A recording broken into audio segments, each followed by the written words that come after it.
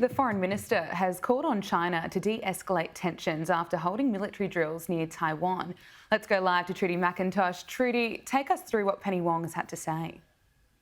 Gab, we've heard from the Foreign Minister Penny Wong this morning in Parliament House, standing alongside her Latvian counterpart, once again calling for restraint by Beijing after these days we have seen now of military drills conducted by China in the Taiwan Strait. We've seen missiles fired over Taiwan. We've seen Chinese state media release vision, which you can see on screen here, of fighter jets near the Taiwan Strait as well. Penny Wong not wanting to engage today and questioning about whether relations with China have worsened after this incident. We have seen a pretty fierce response in the last 24 hours from the Chinese embassy here in Canberra, accusing Penny Wong of finger pointing on this issue after she raised concerns in the last few days. We've heard our chief anchor Kieran Gilbert today asking about this Chinese response directly to the Foreign Minister.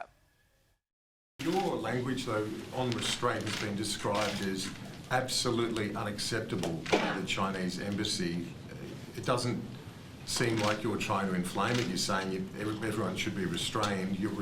Their response is to say it's absolutely unacceptable. How can you deal with a country that's acting like that? Well, I think the first thing that I would again emphasise is that Australia is not the only country that is concerned about escalation. The region is concerned about escalation. The region is concerned about the risk of conflict.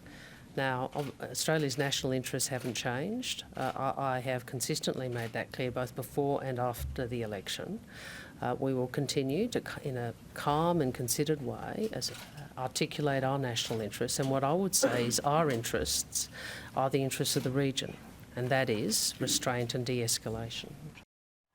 The tensions were inflamed in recent days after this visit by the US House Speaker Nancy Pelosi. It is in response to that China has engaged in this military action. We've also heard this morning from opposition leader Peter Dutton. Now, he has weighed in saying, yes, Nancy Pelosi should have visited Taiwan, but he's indicated during questioning that if he himself was given an invitation to visit Taiwan, he wouldn't necessarily take it up, saying that it would be a stunt to do so. He's also weighed in, though, on the acts of aggression, he calls it, by China, and says that what we have seen at the moment, in his words, has been phenomenal acts of aggression. As for the way forward here, Peter Dutton has also indicated that he would like to see the government move more quickly to acquire submarines for Australia, to plug this capability gap as we wait for the AUKUS submarines to actually arrive, which are not expected for decades. Mr Dutton indicating that he would like to see weapons purchased, these submarines purchased from either the United Kingdom or the United States, and that would make Australia safer if we did so.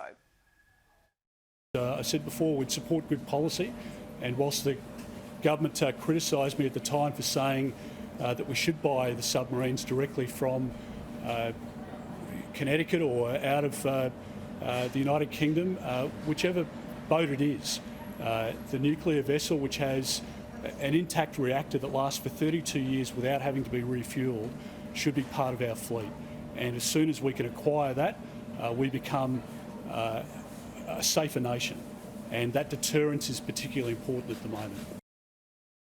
Mr Dutton has welcomed comments by Defence Minister Richard Marles to the Nine newspapers overnight. Richard Marles indicating that Australia is open to every option to plug this so-called capability gap. Gab?